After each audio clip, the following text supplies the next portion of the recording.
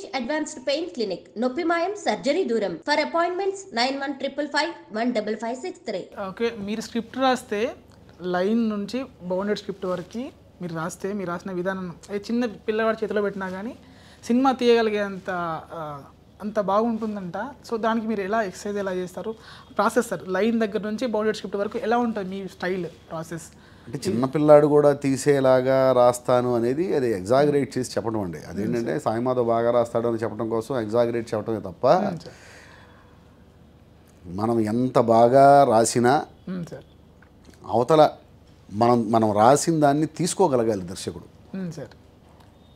ఇప్పుడు మనం రాసిన దాన్ని ఇంకా అద్భుతంగా ఎలివేట్ చేసి దాన్ని ఇంకా అద్భుతంగా నేను కూడా ఆశ్చర్యపోయేలాగా తెర మీదకి ఎక్కించే డైరెక్టర్స్ ఉంటారు. అరే నేను రాసినంత రాలేదే అని నేను ఫీల్ అయ్యేలాగా తీసిన వాళ్ళు ఉన్నారు. నేను రాసింది నేను అనుకున్నట్టు చేసిన వాళ్ళు ఉన్నారు. అదంతా ఏదైతే ఉందో స్క్రీన్ మీద మనం చూస్తున్నప్పుడు ఆ గొప్పతనం అంతా కూడా డైరెక్టర్దే అంతే. అంటే ఇప్పుడంటే అప్కమింగ్ రైటర్స్ పనికొస్తుందని అడుగుతున్న క్వశ్చన్. అలా ఎలా ఉంటుంది సార్ మీది సిస్టమ్, ఎలా ఉంటుంది రైటింగ్ ప్రాసెస్, ఎలా ఉంటుంది? అంటే సీనిక్ ఆర్డర్ అని ఉంటుంది మనకి, ఇలా ఒక సీనిక్ ఆర్డర్ డైలాగ్ వర్షన్ ఎలా మీరు ఎలా చేస్తారు? డైరెక్టర్ని బట్టండి. అంటే ఒక్కొక్క డైరెక్టర్కి ఒక్కొక్క స్కూల్ ఉంటుంది. కొంతమంది జస్ట్ సింగిల్ లైన్ ఆర్డర్ ఇచ్చేసి ట్రీట్మెంట్ ఇవ్వరు. కొంతమంది సింగిల్ లైన్ ఆర్డర్ ఇచ్చి ట్రీట్మెంట్ కూడా నాకు వదిలేస్తారు. సో ఆ సీన్ ట్రీట్మెంటు డైలాగు మొత్తం నేను ట్రీట్మెంట్ నేనే రాసుకొని నేనే డైలాగ్ రాసుకోవటం. అది వినిపించిన తర్వాత మళ్ళీ వాళ్ళు మొత్తం విన్న తర్వాత మళ్ళీ వాళ్ళు సార్ ఈ సీన్ బాగుంది, ఈ సీన్ బాగుంది, ఇది ఇట్లా కాదు ఇట్లా అయితే బాగుంటుంది, ఇట్లా అయితే బాగుంటుంది అని చెప్పి అప్పుడు మళ్ళీ ఫైనల్ దాంట్లో మళ్ళీ చేంజెస్ చేస్తారు. మళ్ళీ ఫైనల్గా డైరెక్టర్ ఓకే చేసిన స్క్రిప్టే మనం ఇస్తాం. కొంతమంది విత్ ట్రీట్మెంట్ ఇస్తారు.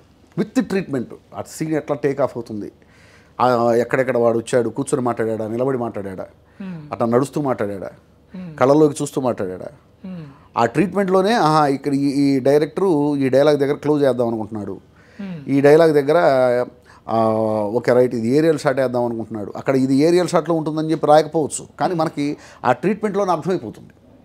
అంత క్లియర్గా ట్రీట్మెంట్ ఇచ్చేవాళ్ళు ఉన్నారు. ట్రీట్మెంట్ ఇచ్చి జస్ట్ దానికి డైలాగ్ రాసి ఉండు గురుగారు అనేవాళ్ళు ఉన్నారు. జస్ట్ దీనికి డైలాగ్ రాసి ఉండు సార్ అని. అలా కొంతమంది ఒక్కొక్కళ్ళది ఒక్కొక్క స్క్రిప్ట్. కొంతమంది స్క్రిప్ట్ డిస్కషన్ దగ్గర నుంచి నన్ను కూర్చోబెడతారు. సార్ స్క్రిప్ట్ డిస్కషన్ నుంచి మీరు ఉండాలి అని చెప్పి ముందు నుంచి డైలాగ్ రైటర్ని కూడా ట్రావెల్ చేయించే డైరెక్టర్స్ ఉన్నారు. సో అలా ఒక్కొక్కళ్ళది ఎవరి స్కూల్ బట్టి దాన్ని బట్టి రాయటమే.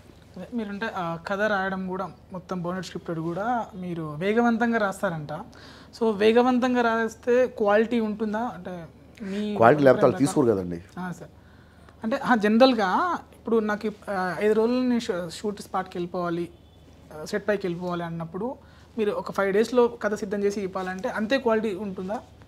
అసలు క్వాలిటీ లేకుండా నేను ఇవ్వను. ఫస్ట్ ఆఫ్ ఆల్ నేను రాసింది అంటే మీరు నేను విన్నది ఏంటంటే నాకున్నటువంటి సిచ్యువేషన్ బట్టి ఉంటుంది. అది ఇప్పుడు నేనున్న బిజీని బట్టి ఉంటుందండి. ఓకే రైట్ మీకు 10 రోజుల్లో 10 రోజుల్లో స్క్రిప్ట్ కావాలన్నారు, ఇవ్వగలిగే పరిస్థితి నాకుంటే ఇస్తానని చెప్తాను.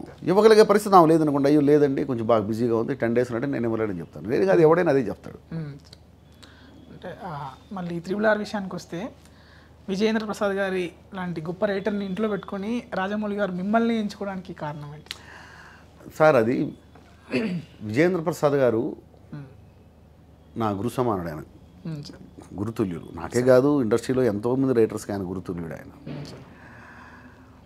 ముందు నుంచి కూడా రాజమౌళి గారి సినిమాలకి విజయేంద్ర ప్రసాద్ గారు కథ మాత్రమే ఇచ్చారు, డైలాగ్స్ రాయలా. వేరే డైలాగ్ రైటర్ కూడా ఉన్నారు ప్రతి సినిమాకి. From the beginning student number 1 దగ్గర నుంచి ఇప్పటిదాకా రాజమౌళి గారి సినిమాలకి రాయగలరు, రాస్తారు. కానీ కంపల్సరీగా డైలాగ్ రైటర్ కూడా కంపల్సరీగా ఉండేవారు. అలాగే RRR కూడా డైలాగ్ రైటర్గా నేను ఉన్నాను.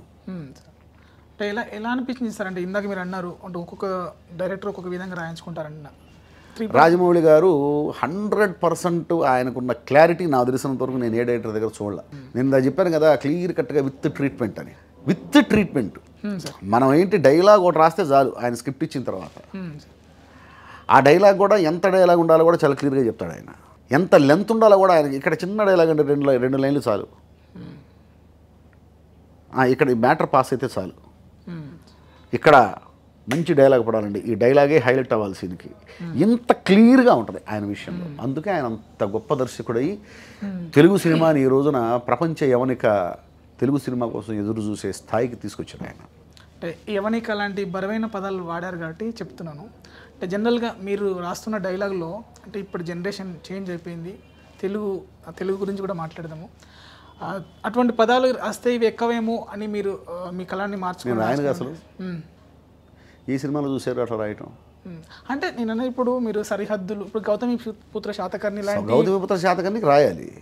సార్ శాతకర్ణి క్యారెక్టర్ అది. ఇప్పుడు శాతకర్ణి మనం మాట్లాడుకునే భాష మాట్లాడు కదా, ఏం మధ్య బాగున్నావు అని అండ కదా, సార్ ఆ క్యారెక్టర్ బట్టి డైలాగులు ఉంటాయి.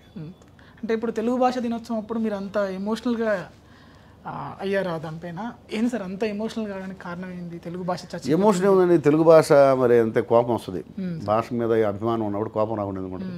అంటే గతంలో వేటూరు గారు కూడా అంటే తెలుగు భాష పట్ల చాలా ఏమంటారు తన పురస్కారాన్ని తను తిరస్కరించారు. సో మీరు తెలుగు భాషపై ఏం చేయాలనుకున్నారు ఫ్యూచర్లో? తెలుగు భాష నేనేం చేయగలనండి సార్? ఇదిగో అలా మాట్లాడే అవకాశం వస్తే మాట్లాడగలను తప్ప సార్ నేను చేయగలిగింది ఏముంది ఇందులో? నేను చేయగలిగింది ఏమన్నా ఉంటే చేస్తాను. సో త్రివిక్రమ్ గారు డైలాగ్స్కి స్పెషలిస్ట్ అని చెప్పొచ్చు. సో త్రివిక్రమ్ గారి ఏమన్నా పడిందా మీ పైన? ఆ డైలాగుల ప్రభావం ఏమైనా పడిందా? నాకు అందరి ప్రభావం నా మీద ఉంటుందండి. సార్ త్రివిక్రమ్ గారి ప్రభావం మాత్రమే కాదు, సార్ నాకంటే ముందున్న రైటర్స్ అందరూ నాలో ఉంటారు. నా తర్వాత వచ్చే రైటర్స్లో నేను కూడా ఉంటే నేను సక్సెస్ అయినట్టు ఫీల్ అవుతాను. ఇప్పుడు కృష్ణవందే జగద్గురు డైలాగ్ ఉంది కదా సార్, అది అంతగా రావడానికి కారణం ఏమంటారు? అంటే వర్షన్స్ రాయడమే అంటారు, అంటే రాస్తుంటే క్వాలిటీ ఆఫ్ థాట్ పెరుగుతుంది అని నేను విన్నాను సార్. అంటే అలా ఏమైనా వచ్చి ఉంటుందంటారా? వర్షన్స్ రాసుకుంటూ ఉంటే అలా రాసుకుంటూ పోతూ ఉంటే క్వాలిటీ పెరగటం ఒకటి ఉంటుంది, ఉన్నది పోయేది కూడా ఉంటుంది, అంటే జడ్జిమెంట్ పోయేది కూడా ఉంటుంది. అంటే గాడి తప్పుతుంది ఒక సమయానికి పోయేసరికి. అని ఒక టైంలో మన జడ్జిమెంట్ మనకే లూజ్ అయిపోతుంది. ఏంట్రా బాబు, ఏది అది కరెక్టా, ఇది కరెక్ట్ అది కరెక్ట్ అనేది మనమే చెప్పలేని పరిస్థితి కూడా ఒకటి వస్తుంది. రెండూ ఉంటాయి, అటు బాగుండేది ఉంటుంది, ఇటు ఈ ప్రాబ్లం కూడా ఉంటుంది. ఆ రెండింటిని బ్యాలెన్స్ చేసుకుంటూ ఇది కాకుండా మనకి ప్లస్ అయ్యేలాగా మనం చేసుకోగలగాలి. జడ్జిమెంట్ పోకుండా ఎప్పుడు మనల్ని మనం కాపాడుకుంటూ ఉండాలి. ఇకపోతే కృష్ణవందే జగద్గురులో ఆ డైలాగ్ అంత బాగా రావడానికి కారణం ఆ సీనే. ఆ సీన్ డిమాండ్ చేసింది. అక్కడ ఏంటంటే ఒక డైలాగ్తో హీరో మారాలి. హీరో మారడానికి అక్కడ పర్టికులర్ ఇన్సిడెంట్ ఏం లేదు. ఆ అమ్మాయి చెప్పే డైలాగు హీరో జీవితాన్ని మార్చాలి. సో ఆ స్థాయి డైలాగ్ కూడా కావాలి.